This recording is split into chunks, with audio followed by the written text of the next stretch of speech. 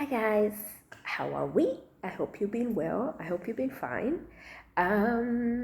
Konsokijo, Inspire YG, Inspire Young Generation coming at you. This is like take 1 million, guys. Like the cars have been doing their thing outside there. The train has been going crazy. So just trying to zone in. Now, today is a special day actually. Why I decided to rock the blue, put myself in the mood is because 7 years ago, a day like today, the 4th of July 2013, I landed in Sydney, Australia with my suitcases and my God and nothing or nobody else. So I had to sit back and I just thought, I was just in bed and I was like, no, I can't let this day pass. It's 7 years, Conso, it's 7 years. I can't take it for granted. Like, so much has happened in 7 years, not just in my life, but in everybody's life. 7 years can change the trajectory of anybody's life.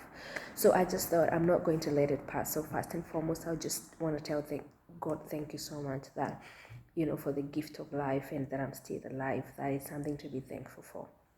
So I put myself in that situation. I literally reminisced. I sat down and did a bit of reminiscing just to see if I can remember the space I was at on that day.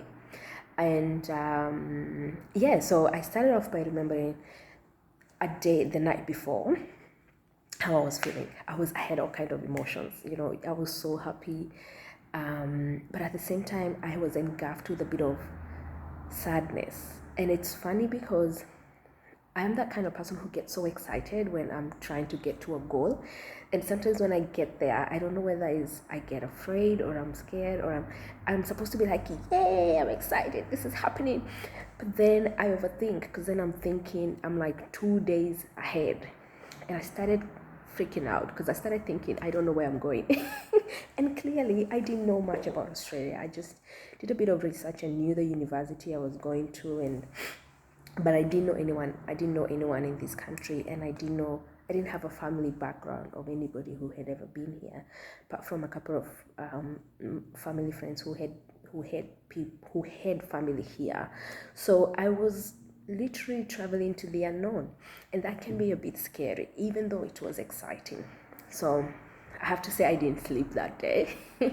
When I got up, everybody, I found myself immersing into the emotions of everybody around me, my dad, my mom, my niece, my sister, my brothers, and I was wondering, what are they feeling?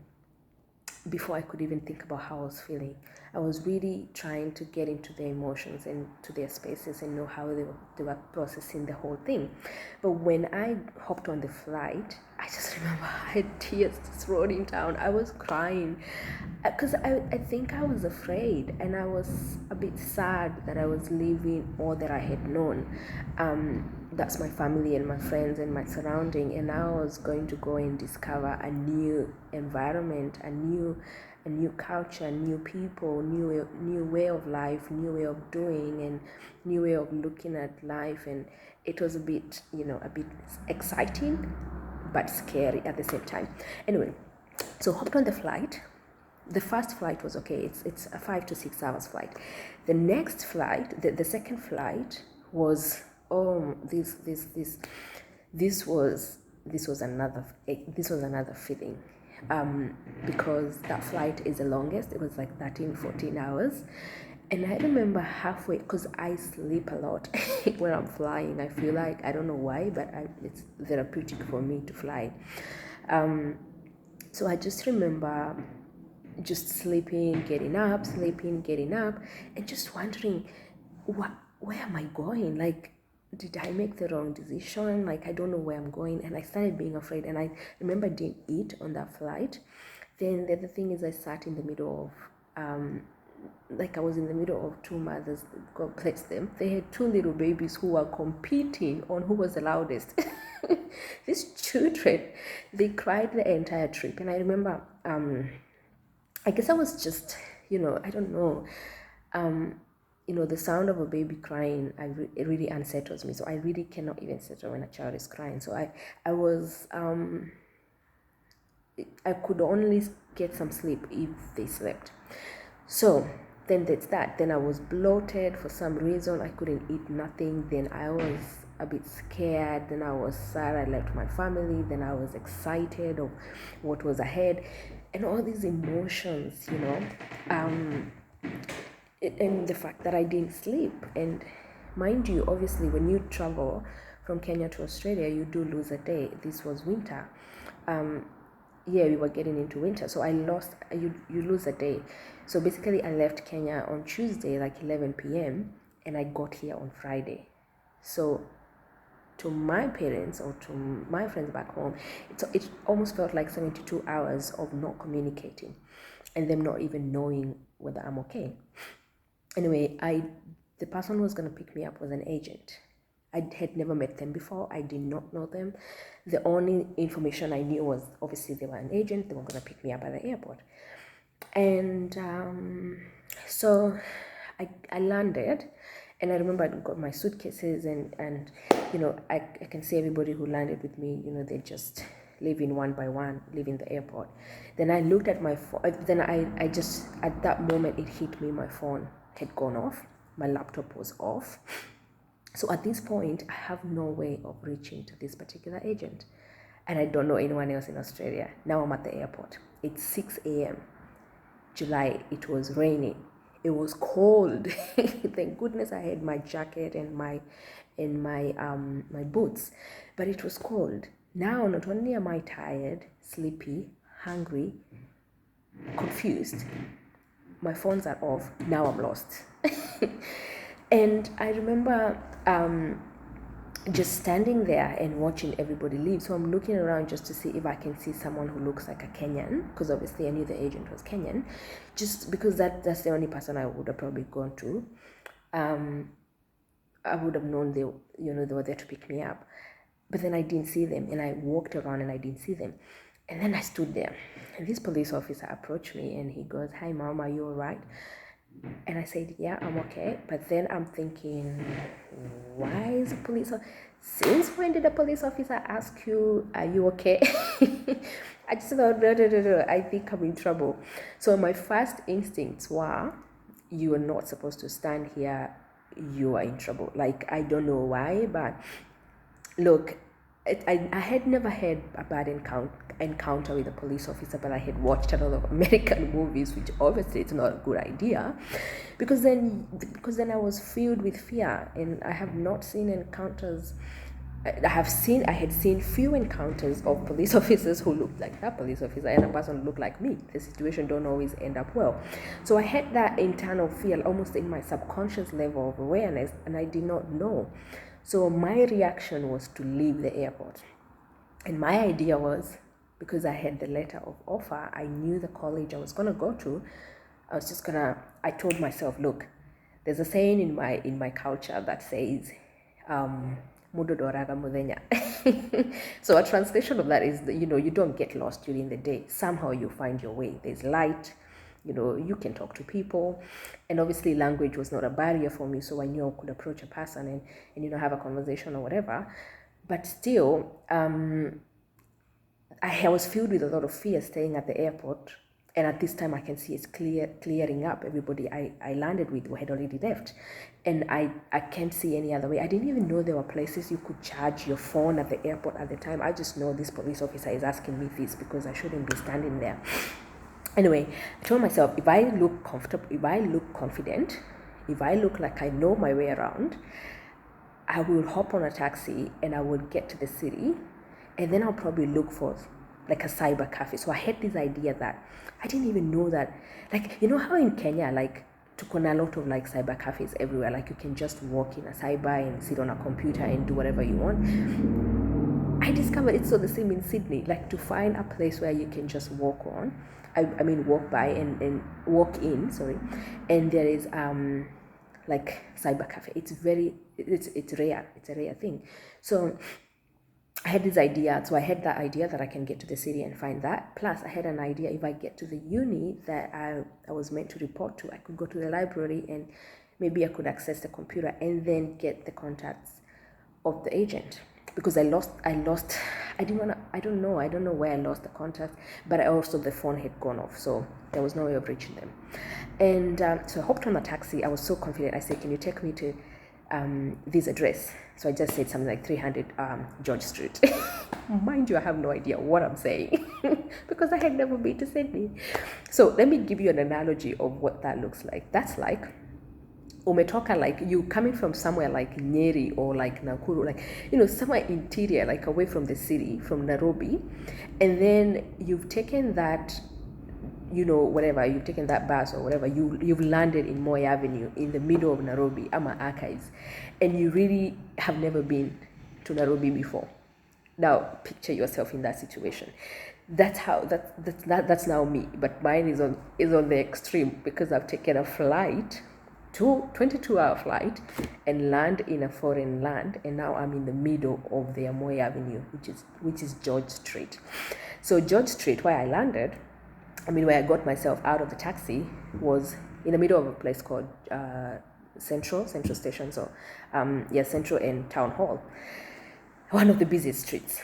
So I'm now thinking, okay, I have my 2 suitcases. It's drizzling a bit, and I just thought, he showed me. He told me that's your college, and I was like, no. I saw an office open, like it had like a name, like how they have like on a screen, like a small screen, just showing the offices, and there was agents there. So I thought, let me just walk in. Maybe if I speak to someone, I can find a way to. I just don't know. I just thought, let me walk in there. So I walked in, and I met this gentleman. I still remember his name. He was called Anthony. He was Australian, and he was 60-something years old. He just looked inviting. Anyway, I had nothing to fear. Like I said, it was 6 a.m. and I'm a strong woman. I'm a strong Kenyan African woman. I don't fear nothing. I had that mentality. Anyway, there's nothing to fear. So walked in, talked to this guy, and I told him, look, this is the situation. My phone is off, my laptop is off. I don't know where to charge them, and I'm trying to look for. I'm looking to get a hold of someone. So he said, so what were you after? I just said I need to access internet at this point. He said, oh, that's no worry. You can just use my phone. And I was like, oh, good grief. I don't even have to go to college anymore. So took his phone and got a hold of the agent and give her a call. And she told me, where are you? Like I came to the airport and I didn't find you, and I've gone back home. And I'm wondering, where is back home? And obviously they proceeded to tell me where back home was. And I'm just thinking, so I asked this guy, do you know this place? And his face just told me, oh my God, I'm in trouble. So it's almost like you're in Nairobi and you're asking someone, how do I get to Machakos? I don't know, Machakos, maybe it's an exaggeration. But anyway, it's like how do I get to Thika? I don't know whether it was even Thika or like a bit further, like Keno. You just know it's a place where if you catch a taxi, it was a 1 hour and something on top to get there. So it was a fair while. Let me tell you, and then he asked me, have you catch a train before? I said no. Then he said, if you haven't catch a train before, I wouldn't advise you to, because then it would be a hassle. At the time, they didn't have Oppo cards. So Oppo cards are like those, I wish I had mine here, I would have shown you. But nowadays it's easy, you just tap it and you get where you're getting by the train. But then they used to have those ticket cards where you had to go buy them on the screen, from the receptionist or whatever at the train station. But it was a bit of a hassle. You then had to know how to insert it for the doors at the station to open. Yeah.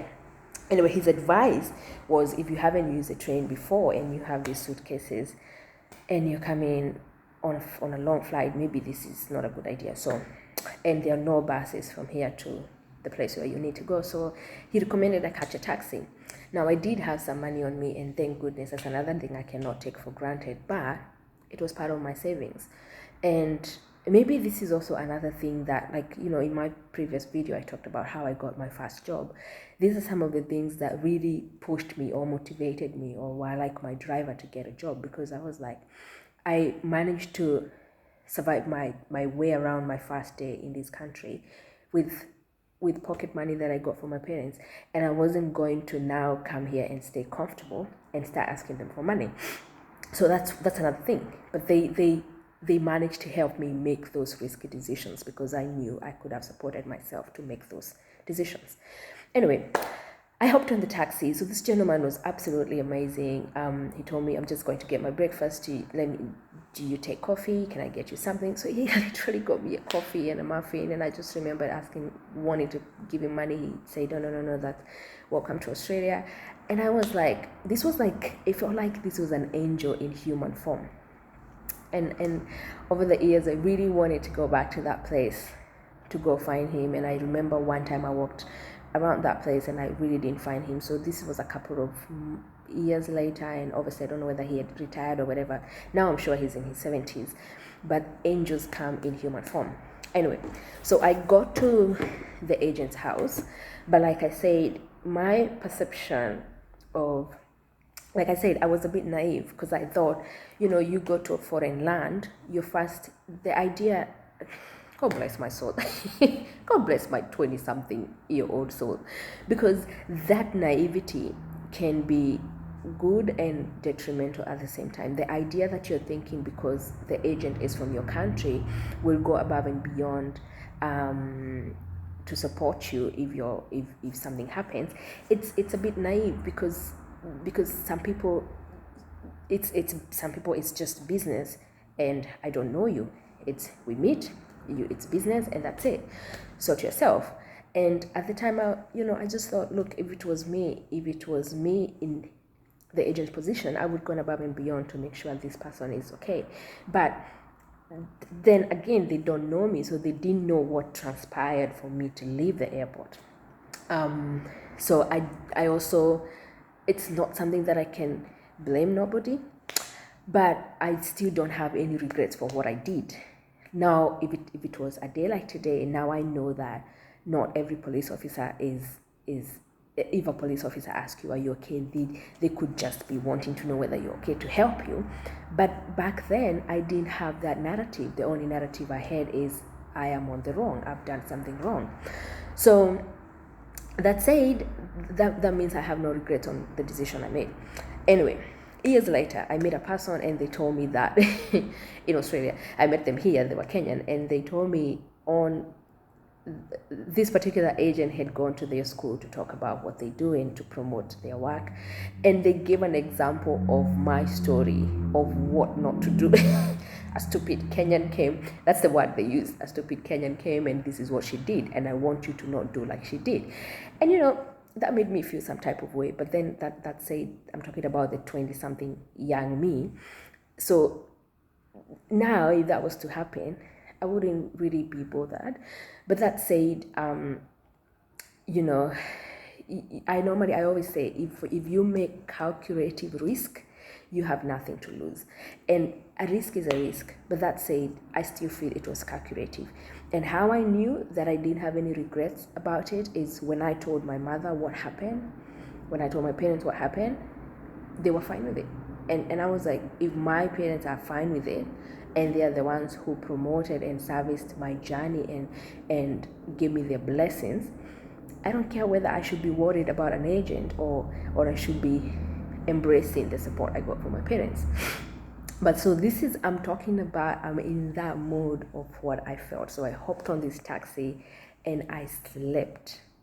That's another risk, because looking back now, I'm thinking, God must have been with me, because I was so tired. At this point, I'm feeling frustrated. I'm a bit sad, but God is with me. I'm feeling I'm not alone, but I slept because I was so tired. And when I got to the place where the agent lived, I slept.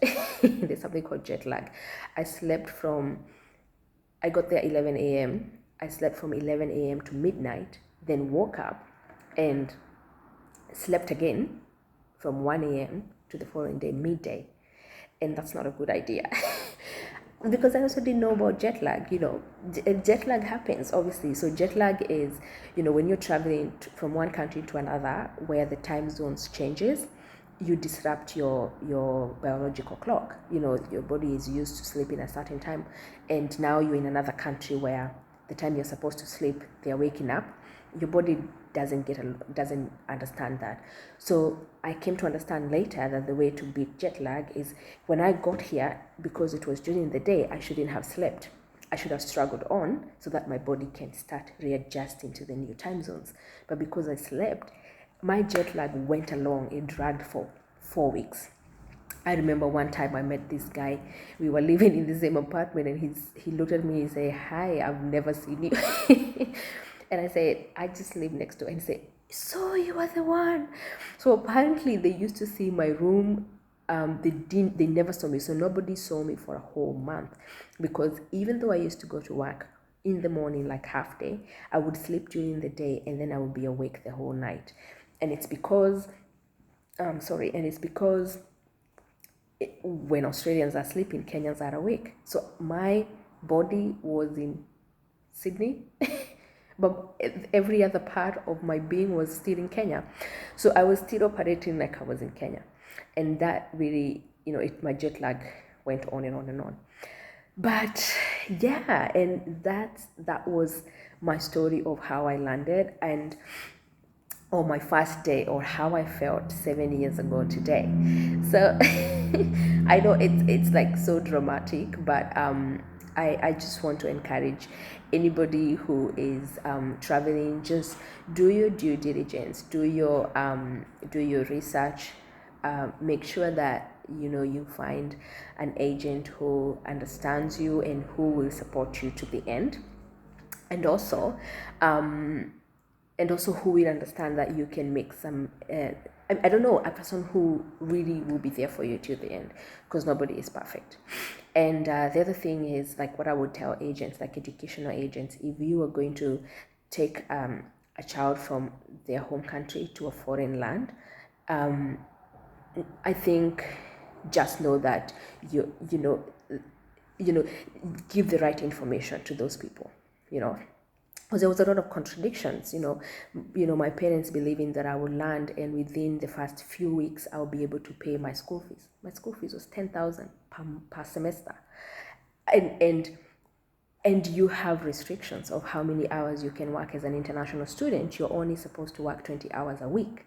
Now, how do you work 20 hours a week and make $10,000 plus within 3 months to pay school fees? Because school fees will obviously be between 17 to 18,000 per year.